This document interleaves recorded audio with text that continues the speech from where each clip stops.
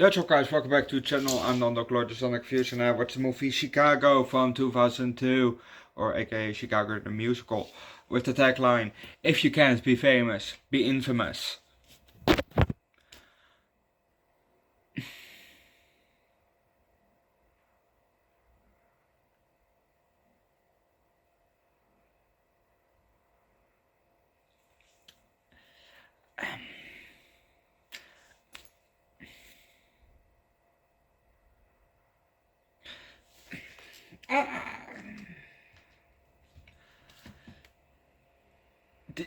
Yeah. This movie was kind of fun, but at first, but then it became kind of stale. I just didn't interest me anymore.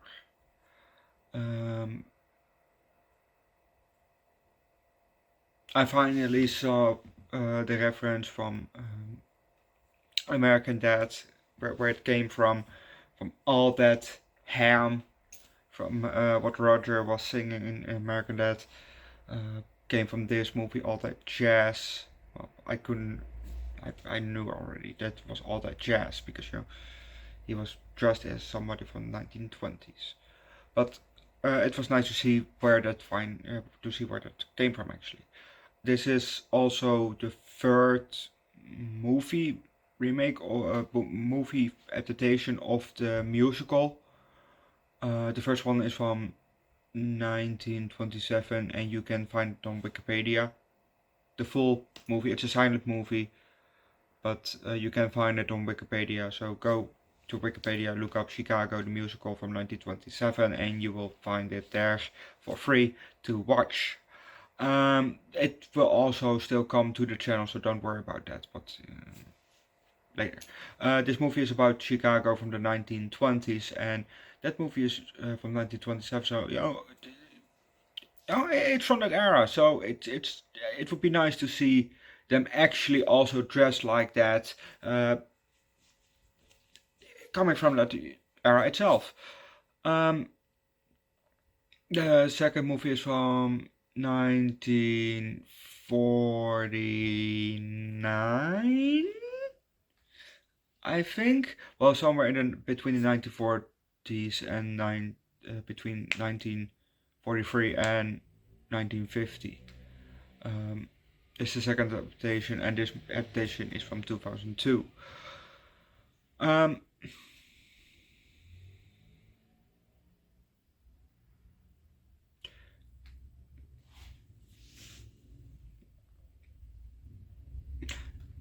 We had Queen Latifah in this movie as Mama, who maybe runs the prison, but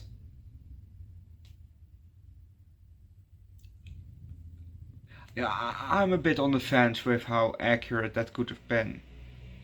You know, especially in 1920s.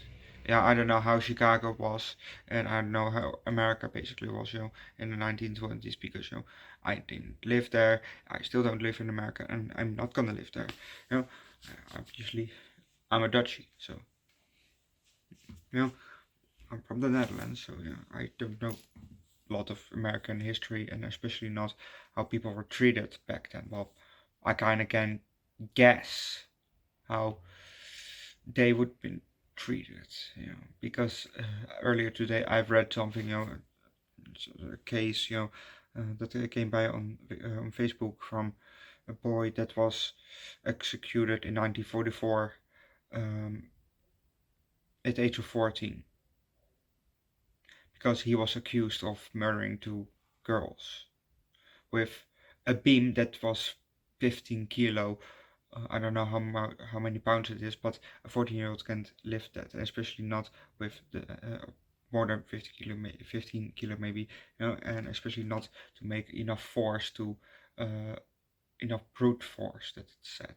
So reading that and thinking then, okay, this is then 20 years before that, so maybe the racism was even higher, maybe even worse, maybe it dialed a bit down already in the 40s. I don't think so, but it's a possibility. I don't know.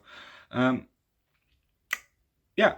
So I don't know if Queen Latifah, obviously she's a black woman. I don't know if a black woman would run prison like she would have done. If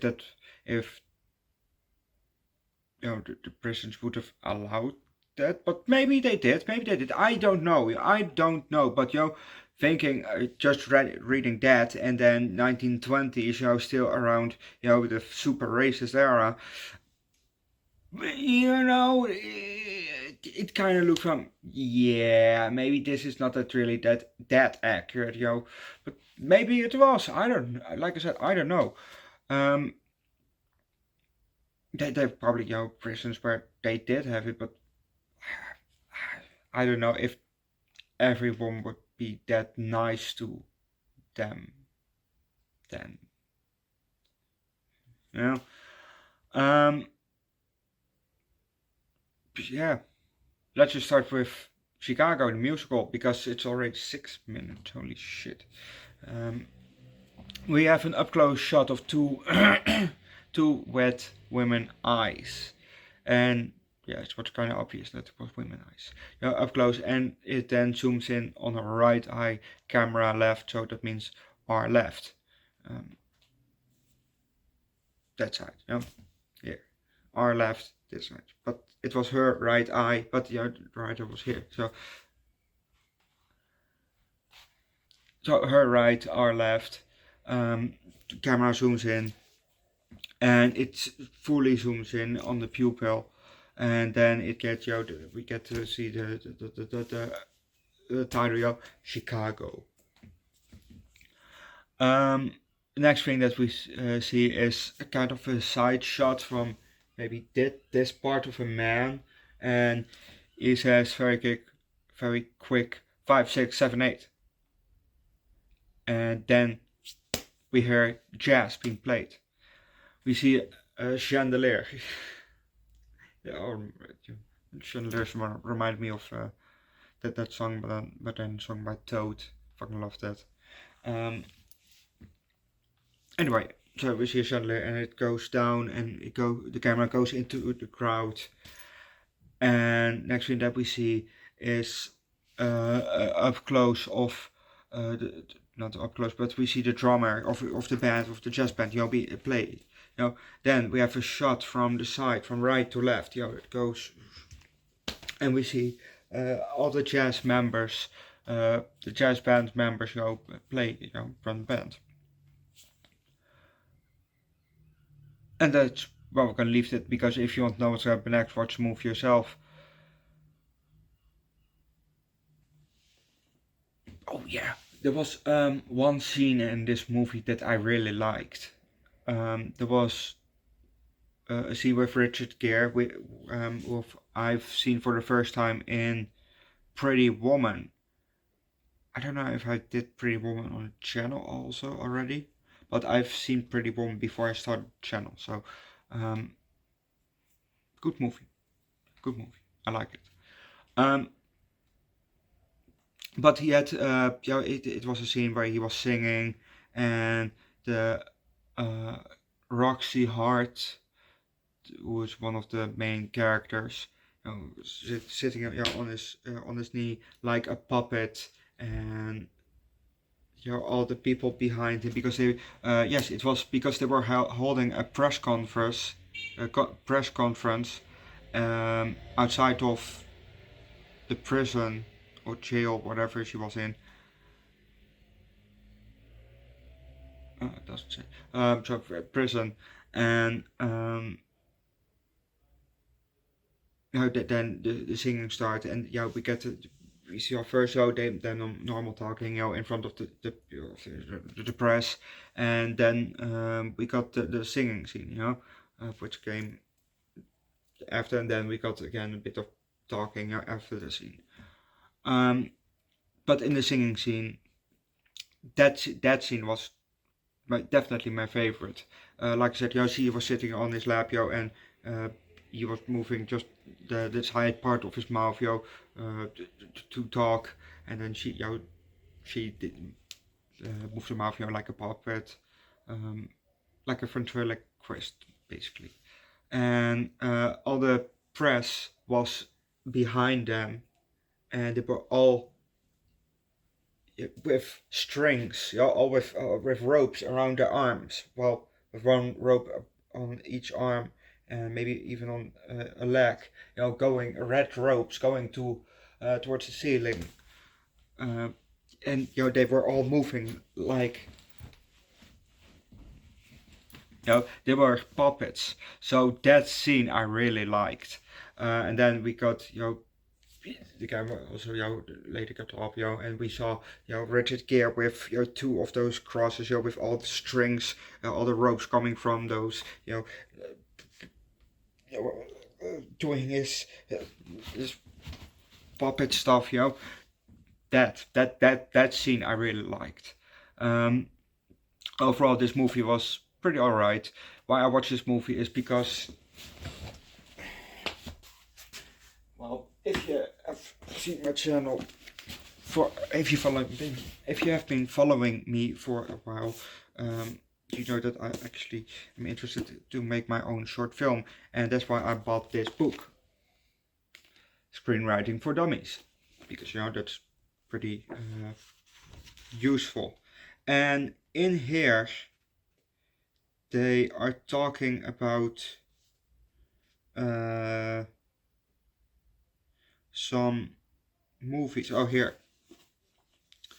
Have you ever read a story or watched a play and thought this would be make a great film? If so, you experience the first step in the adaptation process, identifying a source. You can adapt all kinds of material for the screen. Sorry, guys. Material for the screen. Memento, which I've seen. I've seen Memento. Very good movie. Really confusing if you watch it for the first time. Really confusing.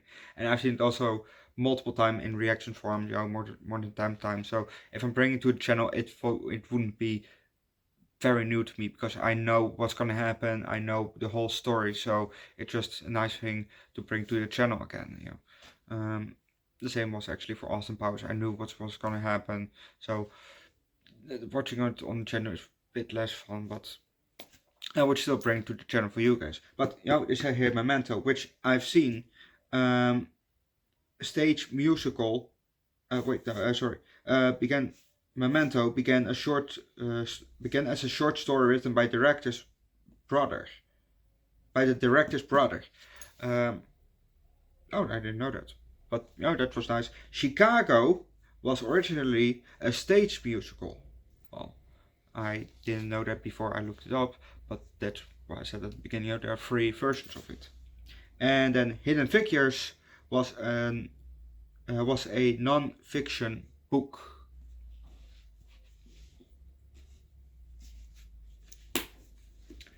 So that's why I watched the movie Chicago, because they say those 3 movies in this book, and I hadn't seen 2 of the 3 movies yet.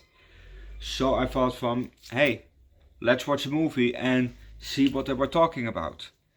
And now I'm also kind of curious how they do this on stage as a stage musical. I'm kind of curious to that. It's the same as that what we see with Phantom of the Opera and the Albert something. The 10th anniversary or the 25th anniversary. The 25th anniversary was it of Phantom of the Opera, I think. Something like that. I have done it on the channel, but I didn't really pay attention to it. But that was a stage performance in film form. So that, if I paid more attention, it would actually be very nice to see. So, shit. But I just watched it a couple of weeks before that, so I was not really interested. And Hidden Figures we're gonna watch next week on Wednesday, because like I said, it says it there in the book, and I want to actually know what they're talking about. Yes, it's a non-fiction book. Okay, that's all I know about. Yeah, that's all they say about that in that book. But because they mention those movies, I want to see those movies, so I kind of have a clue what they're talking about. Um, so yeah, I haven't written a lot from the book. I just beginning. So yeah. Um, Overall, this like I said, this movie was alright for me. Um, Singing was nice and all. It just didn't do it for me near the end. Maybe the last hour. Just I felt yeah, I'm actually kind of done with this movie. Um, I will give this movie a high 3, low 4. There were a lot of actors that I recognized, so that was actually pretty nice. Um, but other than that, the movie was alright. So there's some nice singing here and there, um, and definitely some nice clothing. Definitely some nice clothing because the 1920s looks pretty nice. But I will give the high 3, low 4. But don't forget to leave a like, recommend a good Ratchet Gear movie down below in the comment section, subscribe to the channel, come join Discord, and or a movie that plays in Chicago or is filmed in Chicago. Put it down below in the comment section. Or a 1920s movie. Yeah. But I will see you guys later for I saw you guys earlier for Blackadder Season 1 Episode 2. So go watch that review too. But don't forget to subscribe also to my second channel, Underdog Eats, where I do mostly food and drinks, where I also dropped today a hot sauce short from 2 minutes 58 seconds. So go watch that one.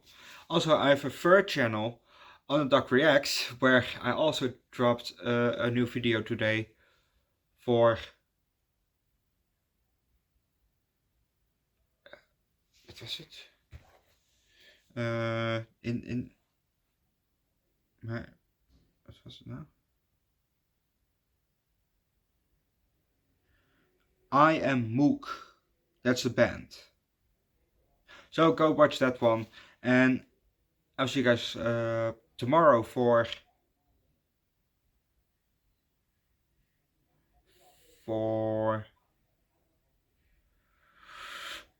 hopefully episode 3 from Blackadder and another movie.